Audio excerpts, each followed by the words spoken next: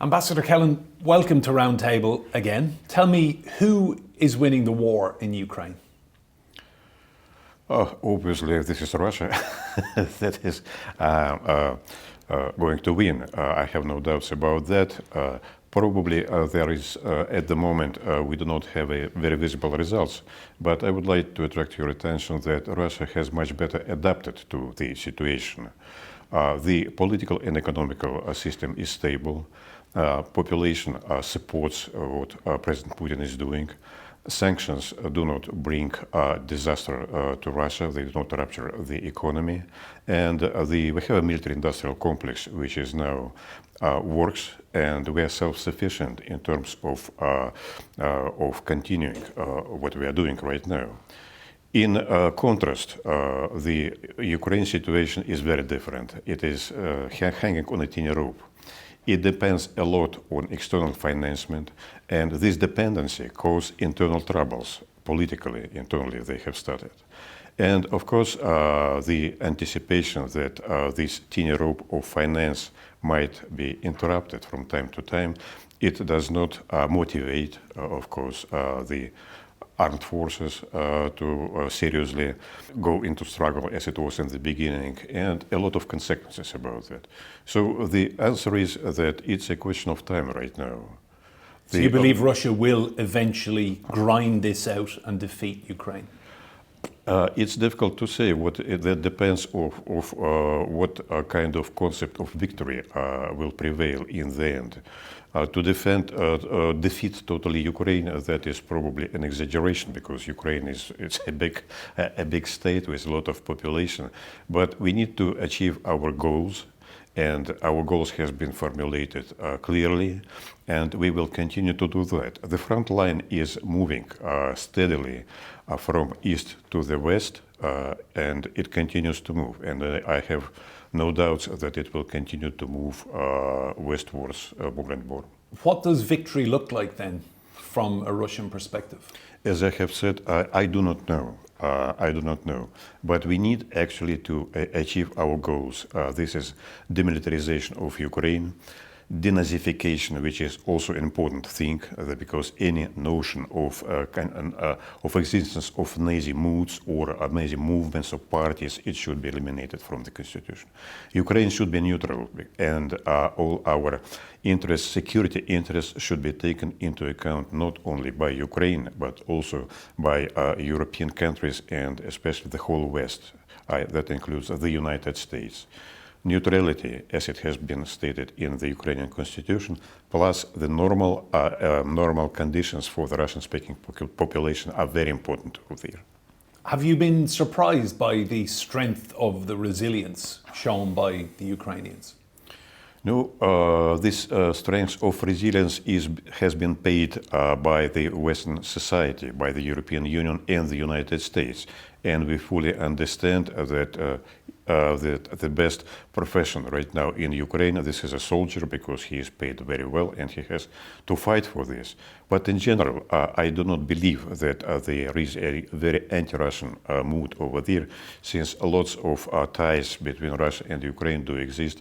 We have lots of relatives, and anti-Russian movement, anti-Russian ideas, and all this concept, it does exist in certain circles of Ukraine, mostly in the very west of Ukraine.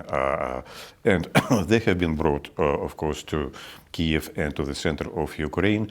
And it has become the policy of the government by Zelensky, this extreme nationalism, which is bordered with Nazism, in fact. And this is very bad, I would say.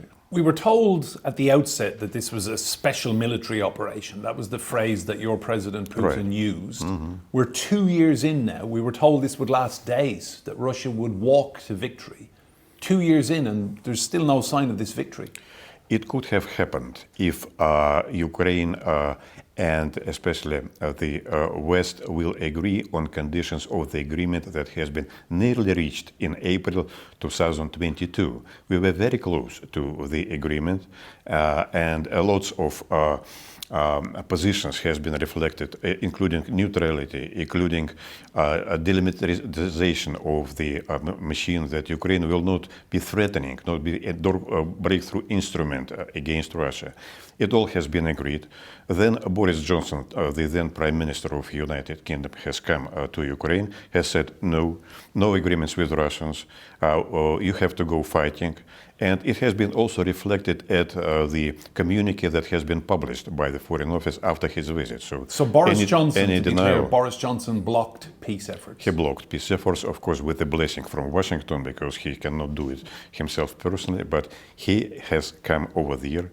And the document that has been already initialed by the head of the Ukrainian delegation, Arachmia, it has been put into garbage, and Ukraine started to fight. So these are the consequences of what has been done by the Prime Minister of the United Kingdom, and that's the way it goes. Now, situation has changed, and we have to deal with the new situation. People are saying that Russia and Vladimir Putin look more confident in recent weeks and months. Is that a good assessment? I would say so. That is correct. It has been, by the way, a constatation of my interview to the Sky News yesterday. We understand what is happening.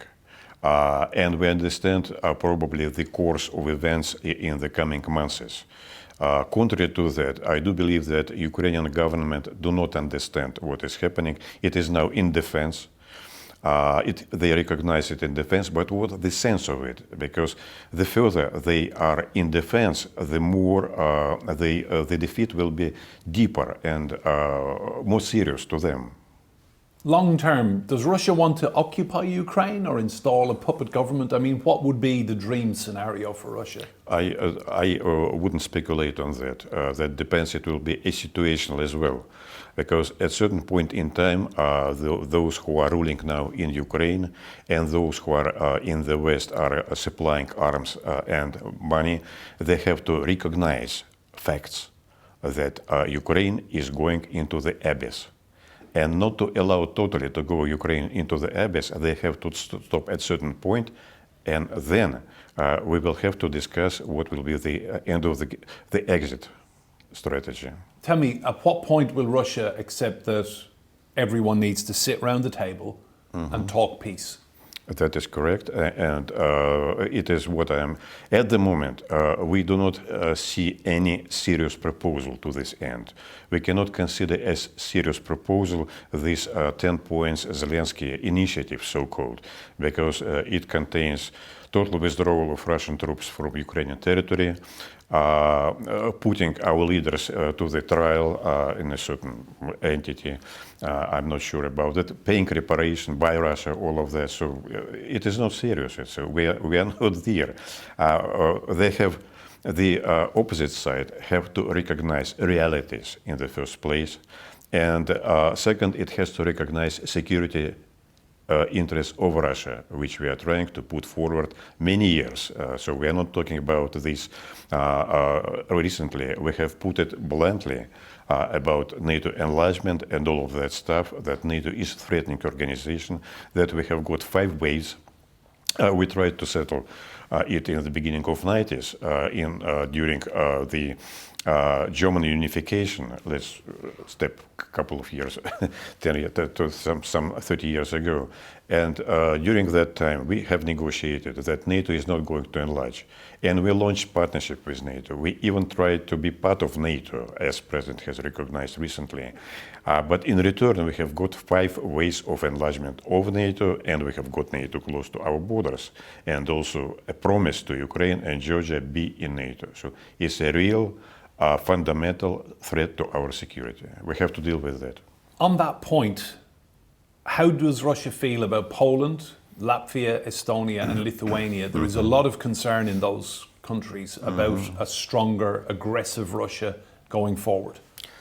These concerns and ideas to this end, they are imaginary. It is we do not have a problem of the kind that we have with Ukraine, with Poland, or with Latvia or Estonia.